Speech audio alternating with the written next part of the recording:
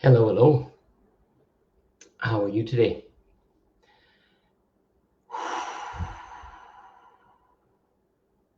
So,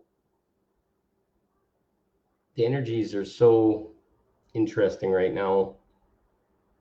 Um, for a lot of people, everything's crashing down and things are changing, and they're not sure why. Like the ground's fallen out from underneath them. And one of those things that's kind of falling apart in a lot of people's lives is the idea of marriage or the marriage they're in.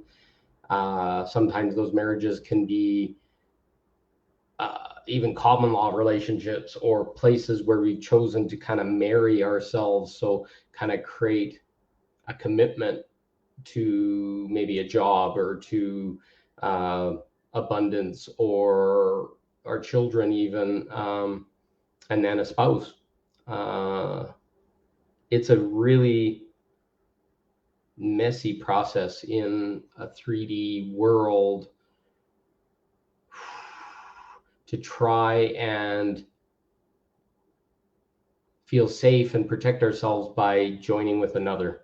But this is something that societally we're taught that your safety or to be happy from childhood, we're given this Cinderella story of, I don't know, grow up, go to school, meet someone that you love, join them in marriage, have a house, have children, have all the stuff, and live happily ever after. But that story is uh, all love and light and fluffy, and it doesn't really talk about the stuff that shows up along the way. Things like people can get sick, people have infidelity or affairs or whatever we want to call those things. Uh, we have struggle, we have pain, we have things like bankruptcies or running out of money or people lose jobs or whatever. And these bumps and bruises often cause fatal damage to relationships that were based on us attaching to someone and to feeling love by giving our love to them and hoping they love us back. And then when things get rocky, those people divert their love to themselves. And then all of a sudden we feel abandoned and we feel resentment and anger to our spouse. And then when people are just taking for granted that that person will honor them, etc., these marriage vows that we all make, but we don't put in anything to resolve those resentments or talk about the story or whatever's going on in our head. It eventually leads to this story being born inside of our head where we stop loving our partner. Um, so what I think is important to understand at first is we're making an energetic contract with a person in what we call marriage. We're making a commitment. I choose to love, honor, and cherish, blah, blah, blah, this person for the rest of our life, in sickness and health, in good times and in bad times, blah, blah, blah. But nobody ever gives the terms and conditions or the list of what could show up. And it becomes a test of us as a soul, as a being, to basically put ourselves in what I could call a cage, because a lot of these things aren't even discussed and we're not even really sure what we're committing to, because sometimes we're doing it at youth, or sometimes we're doing it just to feel loved, or that we need someone to hold us or to fill us or to make us feel good or whatever. And then we go into marriage and then things like children are had because the love or the passion's gone, and we think that that child is going to fix everything, and then it creates even more strife, and then jobs and sickness and other things show up. It's really and truly the hardest test of us as a soul is to blindly make this commitment. And some people might test and say, okay, well, it's not blindly or whatever. Well, most of us going into marriage didn't realize what would show up or how the mirror of that other person could uh, scare us or try and open us or close us down because we didn't feel safe or we didn't have the tools to be deal with vulnerability, to deal with triggers, to deal with shit that showed up. So a lot of what marriage is kind of forcing us into this commitment, which we think is great because it's all bubbly and full of love, as we're in love. I'm going to conjecture that the actual attraction that we feel when we're in love, that butterflies, that excitement that we have in our heart and in our soul, is actually a vibrational match. It's basically you and that other person feeling through the universe that something can be learned, something can be gained by being with this person. But it starts off bubbly and hot and all full of kisses and a whole bunch of energy that feels really great in our body, but also distracts us from the stuff that's deeper down, where our insecurities are, what traumas we have in our body.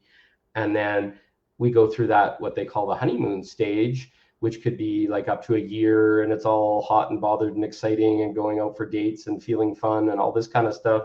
And then life kind of catches up with us. We get back in our job and we're in our doldrums, and now all of a sudden we're taking on debt, and maybe we're having children and all these things that are squeezing us. And now our partner is focused on their own shit, and we're focused on our own shit, and it can really create a growing apart, which can be the end of the marriage right there. If it's not a growing apart, then it's also a resistance to dealing with what's showing up. What invulnerability? What can't I say to my partner that I really am feeling inside? Like, oh, I'm really ashamed that maybe I was raped as a child, or I'm not doing well at work, or I'm too fat, or I'm too whatever, or whatever. There's a million things that we can say, but that we don't vulnerably talk to our partner about. And then we create all these stories in our head. Oh, my partner doesn't like me because I'm getting too fat, or I'm not bringing up enough money, or I'm not supporting the kids well enough, or I'm not at home long enough. And these million stories will come in, and it slowly creates this resentment that isn't discussed. And then it'll get to the point where people start sniping at each other, or maybe the sexuality has ended in the marriage, and now all of a sudden you're chasing it outside the marriage. Somebody beautiful shows up and at another vibration, and maybe you're thinking the grass is always greener on the other side, or whatever. But until you've sampled that or whatever, which creates an affair and I don't know, it smashes the marriage wide open, because people aren't willing to deal with their jealousy, their anger. They're not willing to have even a conversation about what showed up or this thing that happened. And then the whole thing is just smashed. It's like we constantly go through these dating and other things where it's just like, when that person triggers you, or you now feel you don't like them, or they're not going to give themselves to you, or whatever, you just kind of, in this world, we just flush it down the toilet and throw all their stuff out in the grass and start it on fire, and end the relationship, when you could have had years of beautiful interactions, kisses, loving, meeting their family, maybe having children with them, sexuality, bliss. All these things is instantly flushed because we don't have the ability to communicate. We don't have the ability to be vulnerable with our partner and say, what's going on here? And then dealing with our triggers. This is the actual depth of truest relationship, is to be able to relate with another person. But at really visceral levels, intimacy or intimacy is allowing yourself to be seen by your partner. That's what depth and connection, is all about. You're having depth with your partner. You're connecting with them. You're sharing their fears. You're sharing their sadness and their worries and their doubts. How much of marriage is about that? Where is that given to us as part of our preparation for marriage, or in kind of from other people, like our friends? It's like, hey, you got to talk about this stuff or whatever, but they don't, because they got the same fears and doubts, and we end up just destroying this connection. We get to this point where we're now mirroring for each other these scary, maybe beautiful, maybe things that we need to release inside of ourselves. And that very person we committed our whole life to through this marriage contract and rings and all this kind of stuff, we don't feel safe enough to be able to share with them. What's going on here? Where's the depth of that connection? Where's that commitment? It's never reinforced or supported by community right now to help us hold us in that triggered state and get us to talk about it. It's like, oh, if I don't feel good enough, can I ever be good enough for my partner? Does my partner feel that I'm good enough or happy? Because we're basically in our own story, in our own mind, in our own mangled upness. And then we're going to throw this whole marriage away and lose half of our life and our assets and all our security and safety just because we weren't willing to have some really hard conversations. So right now I'm finding things that I see so many people in common law relationships or these committed, soulful relationships where they've agreed to this depth and they don't need a marriage contract and a bunch of rings and all this kind of stuff to make them feel safe. Because in my world, this is something that I'm traversing. It's like, I will feel safe when I can share vulnerably what's going on in my life. Oh, I'm scared right now. I'm not feeling comfortable. Can we talk about this? I was watching the beautiful movie Shall We Dance with Richard Gere and Jennifer Lopez. And there's a point where Susan Sarandon, the wife to this John Clark, Richard Gere, says marriage is about witnessing and sharing a life with someone to witness all your experiences. And the marriage is basically the glue that holds it all together to have them hold you through sickness and health, good times and bad times, all this kind of stuff. But I conjecture it's what she said is absolutely true. This witnessing is what we're searching for, to be held no matter what happens and all this kind of stuff. But without a good base of communication, without a good base of feeling safe in self-expression, like, holy cow, I'm worried. Are you having an affair? In that movie, she thought he was having an affair because he was learning to dance, but he was too ashamed to say it. I did a beautiful post on this on my timeline today. Are we okay to go out and do and explore? Do we have agreements with our partners? Have we even talked about that stuff? Instead, we're dealing with this jealousy. Oh, maybe that person likes me more than, or likes them more than me, and they're going to leave for that or whatever. In my world, it's like, you got to talk about that stuff because they're going to feel it in an equal and opposite way, which sometimes will be like a bomb that will blow up the marriage. And no longer will people hold integrity, will hold a container, will hold a space to be able to discuss your worst fears. And how are you ever going to get your worst fears out unless it's with someone that you really trust intimately? And this is what marriage is supposed to be. But how many of us that have been in marriage, and I've been divorced, felt safe enough with our partner that they maybe wouldn't run away if we told our worst fear, or if we told that we were scared or uncomfortable or unhappy in some way, and to let them know and let them to reflect and say, okay, I hear you.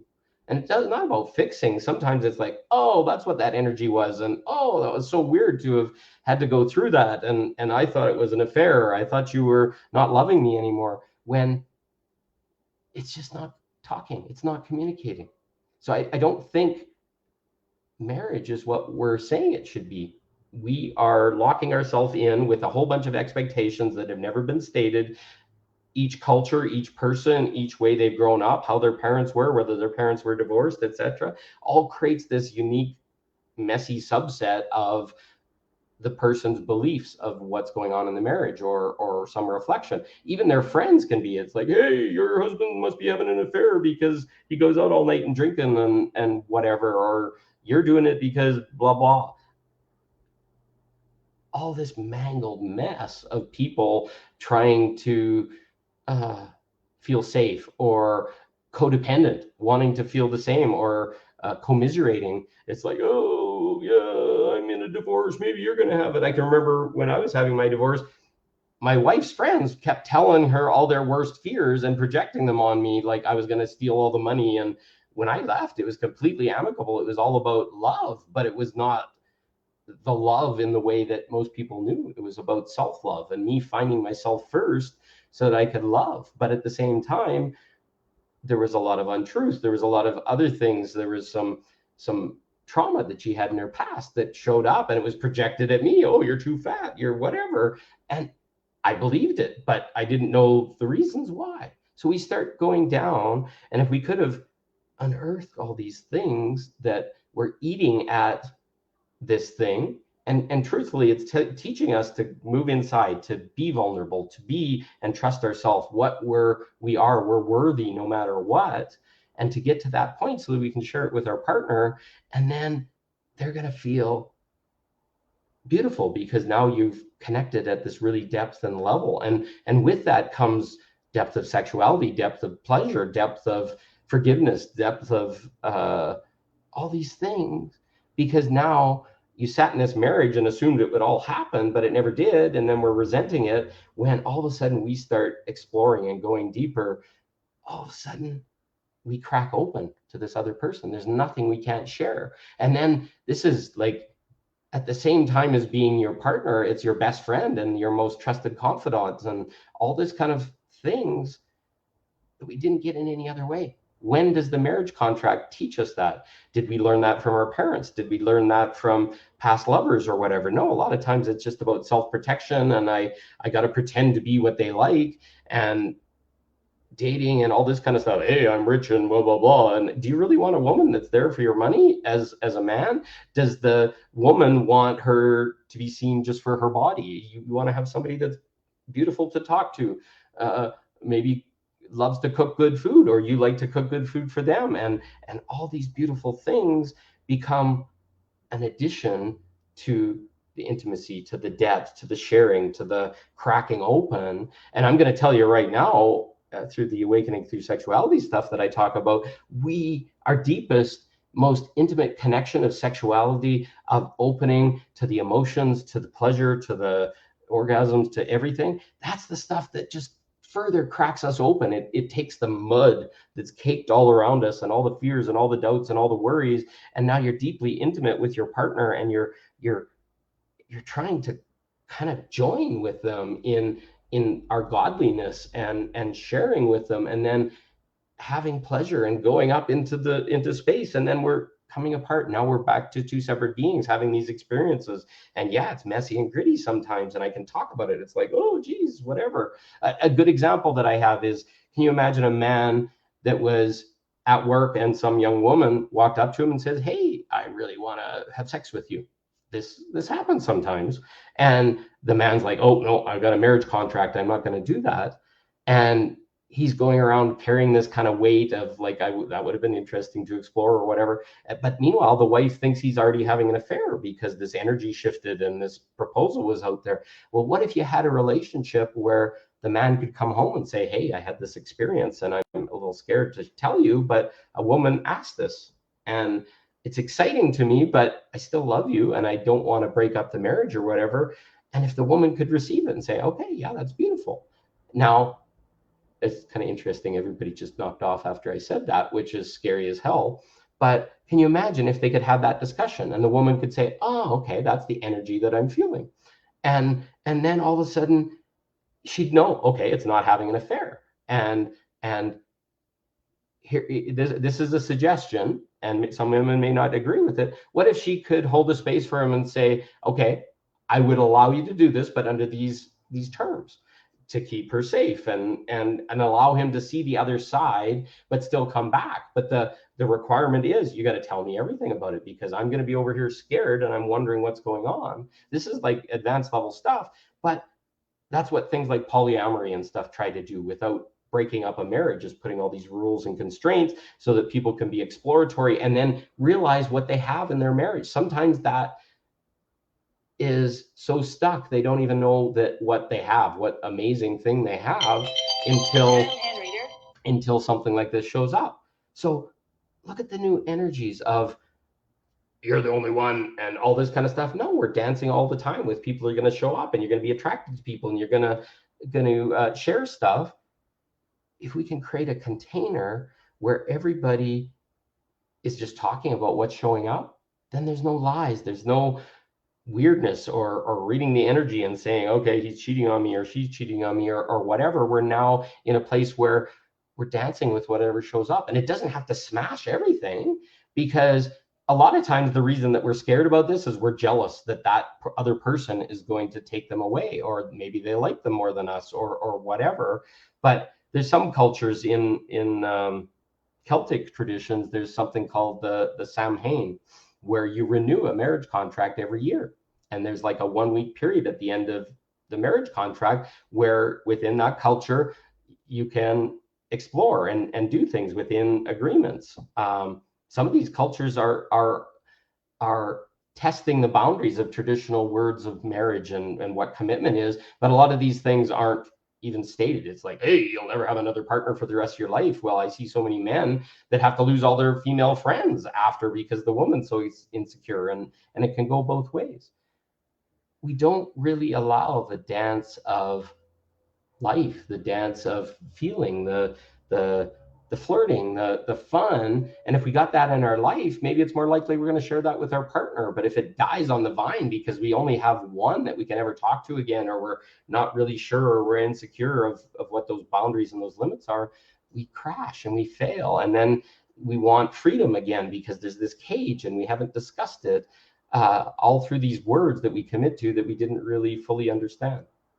So I'm just suggesting that there's an alternate version of marriage. There's an alternate version of connecting with another that requires a lot of really deep communication and sharing of what we're feeling, what's exciting us, what's attracting us, being able to say, hey, my sex life with you is not really sparkly right now. Can we do to inject more into it? Some people do things like explore light bondage and domination, where they're cutting off eyesight, or they're exploring sensuality, or securing someone so they're out of their control. These are all things that could be injected into existing marriages that aren't dirty and aren't weird and all this kind of stuff. You're exploring. You're in the playground of life. The sexuality shouldn't turn off as part of marriage or after children. The sexuality should be our playground, going on the teeter totter and the swing sets. And does this feel good? And does that feel good? And all this kind of stuff. We lose that. We get complacent. We get into this fairy tale and think that that's going to make us happy. No, what makes us happy is us exploring ourselves and exploring our self-love and really going deep into who we are and what we want, and then sharing that with another person and say, hey, I really want to explore having you blindfold me. I really want to explore being tied on the bed, spread eagle, and you giving me pleasure. These are things that all of a sudden are like, oh, and somebody might say, oh, you're dirty or you're weird or whatever. Another would never accept that. But now we're allowing a new balance of domination and control to go on in our life. And these can be the most freeing things. Somebody that's really controlling, that's all of a sudden tied to the bed and in an act of really simple bondage, and somebody's tickling them with a feather duster, they're just like arcing and sparking, and they're freaking out and they're having emotion, and they're actually getting healed through these sharings of intimacy. And that other partner can see them in this vulnerable space, and magic can happen. But we got to have this injection of new kindling, firewood, whatever you want to call it, new possibilities. Talk about it, share that, expand. Don't just get into this space and it's like, oh, she only likes missionary or whatever, or she doesn't like to talk about stuff and she just shuts down. We should have a partner that says, hey, I encourage you to talk. I really want you to get that out because I hear you brooding and you're angry. And then you're poking them a little bit in a gentle way, but that's what love and relationship is to open them like a flower, to get them in a crucible, literally a holding space where they can express their emotion. Especially women are looking to have raw, unexpressed emotion to come out of their body, and to have a man that can sit there and just listen. Doesn't have to fix, doesn't have to own it or any of that kind of stuff. Just hear her. And men love that sometimes too. Where do we have that in marriage? Where's that talked about? Where is the containers?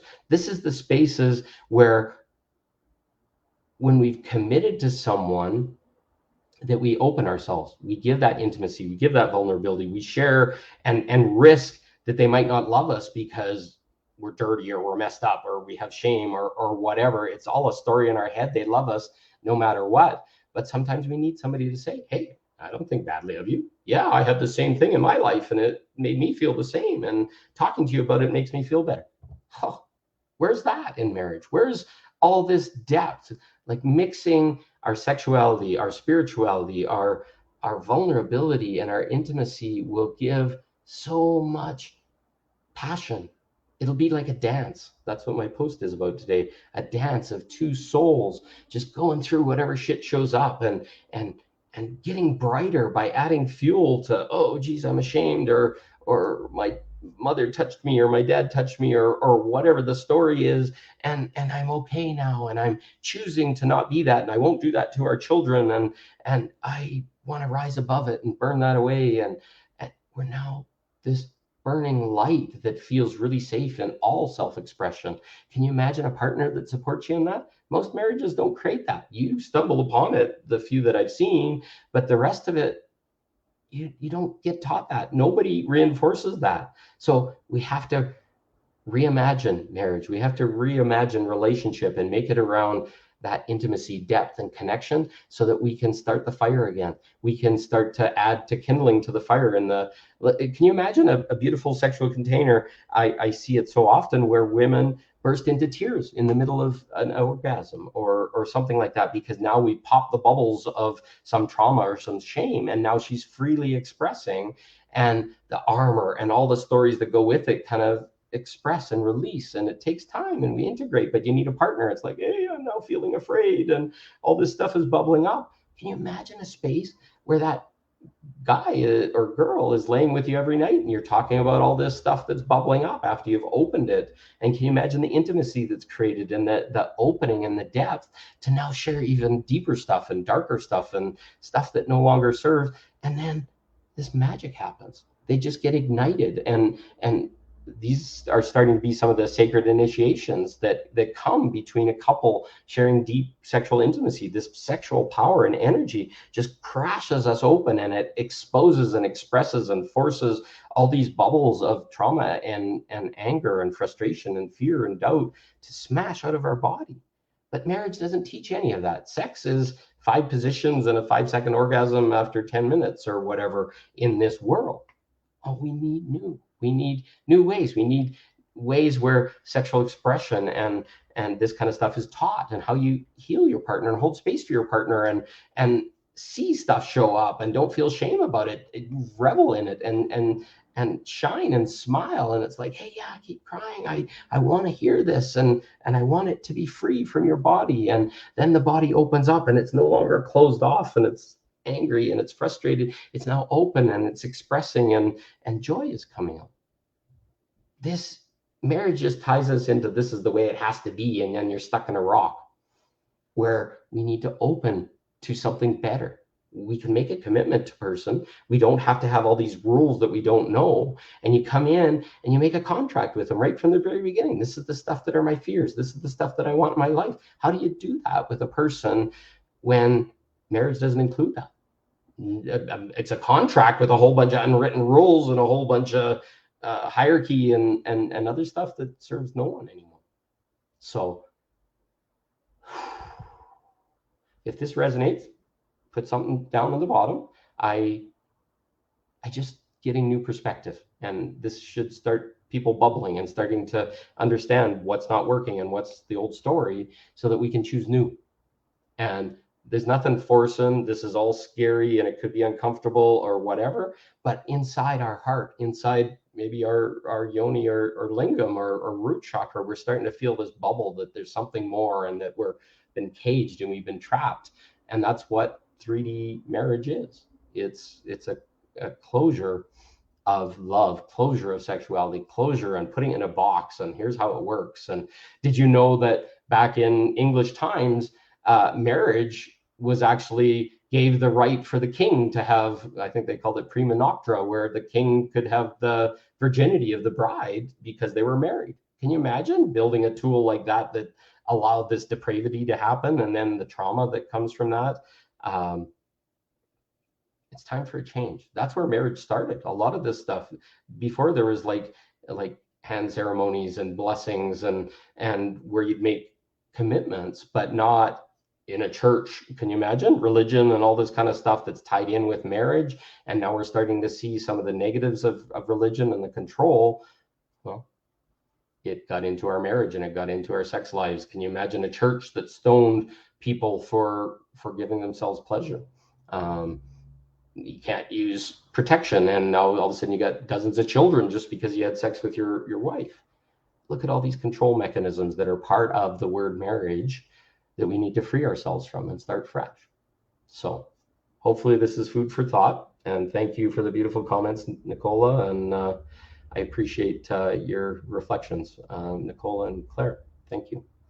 So I wish you a beautiful day, and send this out to anybody that might resonate with. And I love you all, and thank you for listening. See you soon.